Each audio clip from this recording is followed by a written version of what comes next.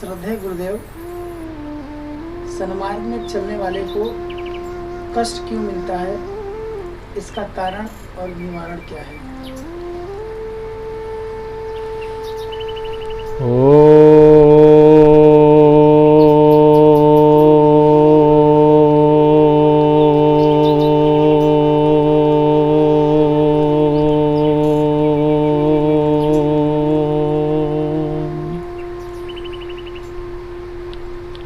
देखिए, संसार में कुछ नियम है, कुछ सिद्धांत है, कुछ सिस्टम है।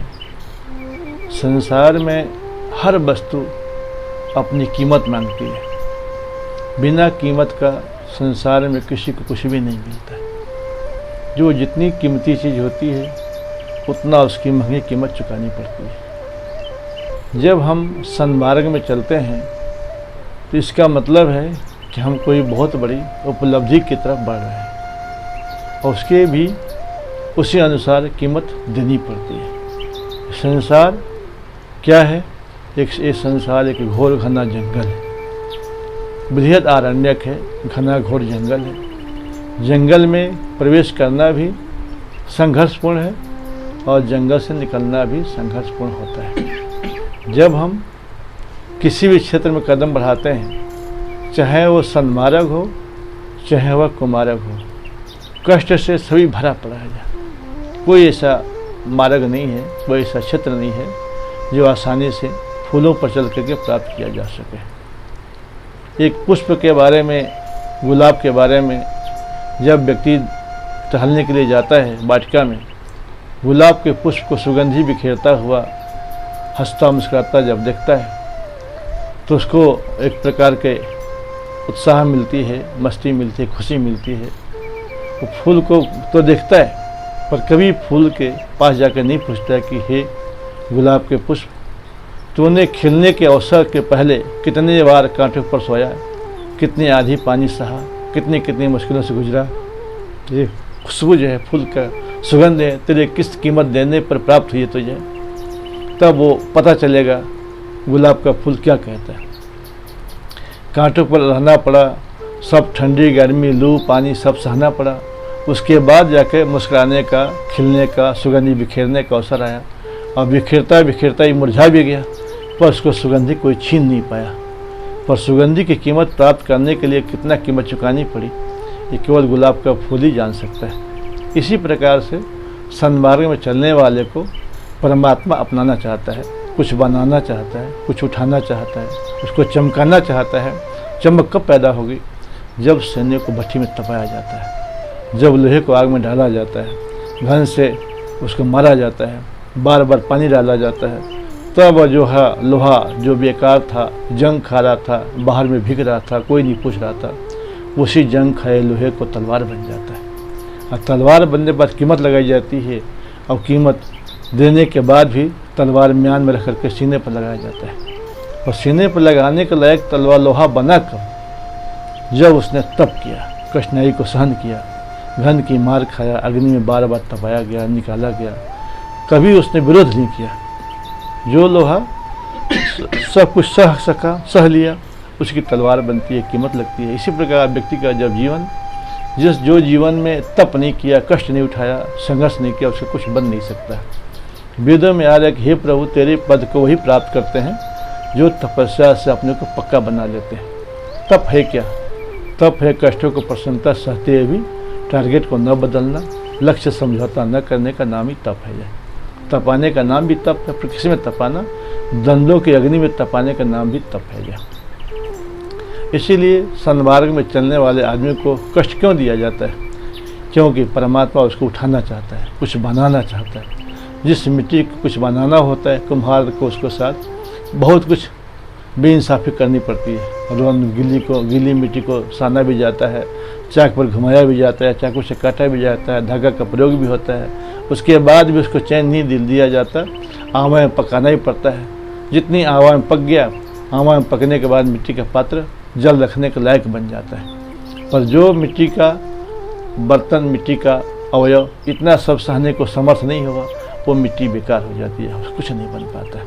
इसी प्रकार परम जैसे एक घुड़सवार है, घुड़दौड़ में लेकर के जाता है घोड़े को, वो बहुत तरह से उसको रेस में दौड़ाता है, थक जाता है घोड़ा, परंतु घोड़ा ये नहीं समझ पाता है कि हमारे मालिक हमारे पर क्यों अत्याचार कर रहा। उसको यही लगता है कि मालिक निर्दयी है, हमारे को परेशान कर रहा, दौड़ा दौड़ा कर थका दिया है, परंतु उसको नहीं पता है कि घुड़सवार हमारा मालिक हमको रेस में सबसे आगे ले जाना चाहता है, इसीलिए हमको इतना कष्ट दे करके दौड़ा करके हमें आगे निकाला जा रहा है, ट्रेनिंग दिया जा रहा है। इसी प्रकार व्यक्ति के जीवन में जब परमात्मा उसको उठाना चाहता है, बढ़ाना चाहता है, चमकाना चाहता है, कीमती बनाना चाहता है, उसके लिए परमात्मा दुख देता है।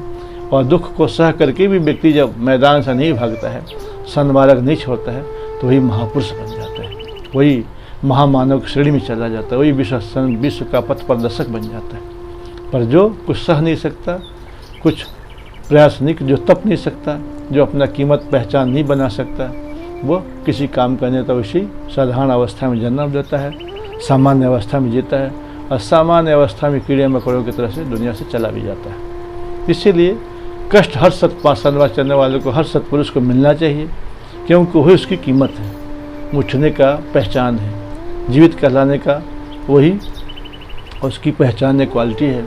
जो व्यक्ति तप नहीं सकता, जो व्यक्ति संघर्ष नहीं कर सकता, जो व्यक्ति उलझन भरे कांटों को पैरों में स्वागत के लिए तैयार नहीं रह सकता, वो कहीं कुछ नहीं पा सकता है, कभी ऊंचा नहीं उठ सकता है। इसीलिए वेदों में प्रार्थना है कि हे मनुष्य, श्रमेण तपसा सृष्टा नृताय हसाय च, श्रम के समय में, कष्ट के समय में संघर्ष कर तुम नाचो और हंसो। परमात्मा कहता है कि हे मनुष्य, जब संघर्ष का क्षण हो, कठिनाई के क्षण, उसमें निराश होने की जगह हंसना और नाचना चाहिए, खुशी मनाना चाहिए कि वाह प्रभु, मुझे लड़ने का, मजबूत बनने का, टिकाऊ होने का तूने हमें अवसर दिया। इससे क्या होगा कि हमारा हौसला बुलंद होगा, शक्ति हमारी बढ़ेगी, क्षमता हमारी बढ़ेगी। क्योंकि दुख भी आता है, जो भी दुख आता है हमें पक्का करने के लिए आता है, एक नया चिंतन देने के लिए आता है, एक नई दिशा तैयार कर देता है और नया हौसला बुलंद करता है, हमारे जीवन से निराशा को भगाने के लिए आता है, हर मुसीबत, हर कष्ट जो, और साथ साथ में हमारे को चमकाने और अंदर से धोने के लिए आता है। तो इसलिए कष्ट के अंदर बहुत सारी महिमा है, बहुत सारा कष्ट का महत्व है। कोई भी व्यक्ति का सफ़र ऐसा नहीं हो सकता कि रास्ते में केवल फूल ही फूल मिले। यदि फूल ही फूल मिलेंगे तो कांटों के सहने की क्षमता कहाँ से विकसित होगी जी। इसलिए हमारे जीवन में कांटों का स्वागत के लिए भी तैयार रहना चाहिए। फूल तो बिना बुलाए आ जाते हैं, पर कांटे ज़बरदस्ती आ जाते हैं। फूल को तो बुलाने का चाहना करनी पड़ती है, पर कांटों की इच्छा नहीं करा जाता है, कांटे अपने आप आ जाते हैं। इसी प्रकार कोई विद्यालय में गंदी चीज़ सिखाई नहीं जाती है, सिखाई तो अच्छी चीज़ जाती है, पर गंदी चीज़ें स्वतः बिना सिखाई अपने आप आ जाती है। इसीलिए हर व्यक्ति को सन्मार्ग में चलता है, जो ऊंचा लक्ष्य बनाता है, जो कुछ उठना चाहता है, जो मूल्यवान बनना चाहता है, तो उसको कठिनाई भरे कुछ कंकड़ीली पत्थरों से गुजरना पड़ता है, मार्गों से गुजरना पड़ता है। और उसका निवारण क्या है? निवारण के लिए क्या करना चाहिए? कारण तो ये हुआ कि हमें भगवान कीमती बनाना चाहते हैं, महान बनाना चाहते हैं, हमें उठाना चाहते हैं हमारे लेवल से। उसके लिए यदि हम तैयार हैं, प्रसन्नचित्त हैं, उत्साहित हैं, तो हमें हर कठिनाई का स्वागत करने के लिए जय माला लेकर के हमें तैयार रहना चाहिए। क्योंकि जो कठिनाई रूपी देवी का स्वागत करने को तैयार है, सफलता उसके पैर चरण चूमने को भी तैयार रहेगी हमेशा। जो उसका स्वागत नहीं कर सकता है, मुसीबतों का, परेशानियों का, संघर्षों को, उसको सफलता की आशा कभी करना ही नहीं चाहिए। तो इसलिए हमारे जीवन में कठिनाई का स्वागत करना चाहिए। और उसी से हम अगर अपना कारण क्या है कि हमारे मन में नेगेटिव सोच है, निराशा की भावनाएं हैं, इससे थोड़ा सा दुख विशाल रूप धारण करके, डरावना रूप लेकर के सामने आ जाता है, और उससे हम अंदर से टूटना शुरू हो जाते हैं, निराश होने लग जाते हैं। तो इसका उपाय क्या है कि हम हमेशा सार्थक सोचें, पॉजिटिव सोचें, सफल सोचें, उन्नति की सोचें, सफलता की सोचें, कभी पतन की न सोचें, कभी गिरने की ओर न जाएं, कभी बर्बादी तबाही को गले लगाने को तैयार न हों, और हम मजबूती से सामना करें। जैसे एक सैनिक होता है, दुश्मन सैनिक से सामना करता है, आसानी से हार नहीं मानता, उसी प्रकार हम चुनौती मान के चले अपने जीवन में। जो भी कठिनाई हो, जो भी परेशानी हो, उसको हम चैलेंज माने, तो हमारे सफलता के राह में चैलेंज दे रहे कि देखिए आप कैसे आगे बढ़ते हैं। तो यदि हम दोनों ताकत से अपना प्रयत्न करते हैं तो हमें सफलता पाने में मार्ग आसान हो जाता है, सरल हो जाता है, सार्थक हो जाता है। तो कारण तो यह है कि हम निराशा से भरे हुए हैं, और निवारण क्या है कि हम अपने जीवन में सार्थक सोचें, सही तरह से सोचें, और ये देखें कि कोई भी कष्ट हमारा दुश्मन नहीं है, बल्कि हमारा मित्र है, हमें उठाना चाहता है, मजबूती देना चाहता है, हमारे मनोबल को, आत्मबल को, बौद्धिक बल को, शारीरिक बल को हमें बढ़ाना चाहता है, हमारी वृद्धि करना चाहता है, हमारा कल्याण करना चाहता है, पिछले पापों को नष्ट करना चाहता है, इसलिए दुख दिया जाता है। और दुख पाने में जो भक्त होगा, जो वास्तव में सफल यात्री होगा, वो तो प्रसन्नता मानेगा और निराशा शिकायत नहीं लेगा। पर जो बेचारे बुजदिल होते हैं, जो कायल होते हैं, डरपोक होते हैं, वे बेचारे टूट जाते हैं, निराश हो जाते हैं और समस्याओं का हल सोसाइटी में ढूंढते हैं, आत्महत्या में ढूंढते हैं, गलत भावनाओं से भरे हुए परिस्थिति में ढूंढते हैं, जो कि उनकी भूल होती है।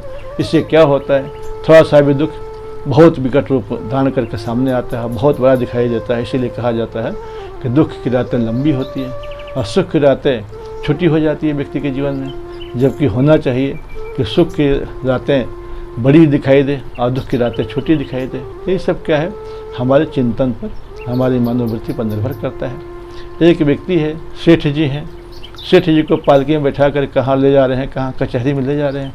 सेठ जी को तो भय सता रहा है, जितना जितना कचहरी निकट आ रही उतना उनका बीपी बढ़ रहा, टेंशन बढ़ रहा, तनाव बढ़ रहा, चिंता बढ़ रही, निराशा बढ़ रही है। क्या पता नहीं आज के फैसला में क्या होगा। और जो कहाँ लोग हैं उनको खुशी बढ़ रही है कि चलो जितना जल्दी आ जाएगा कचहरी, उतना जल्दी हम लोगों के मालिक उतर जाएगा पालकी से, कंधा से हम लोग पालकी उतार देंगे। हम लोग अपना जितना देर कचहरी में रहेगा उतना देर हम लोग आराम से मौज मस्ती से समय पास करेंगे, बिताएंगे। परंतु सेठ जी को दुख बढ़ रहा और उन कहारों को जो ढोने वाले उनको सुख बढ़ रहा। तो सुख न कचहरी में है, न सुख पालकी उठाने नीचे रखने में है। सुख क्या है, हमारी मानसिकता, सुख दुख हमारी सोच और हमारी मानसिकता में छिपी हुई है। यदि हम दुख भरे क्षण को भी पॉजिटिव सोचने लगे तो हम दुख के क्षण में भी सुख मना सकते हैं।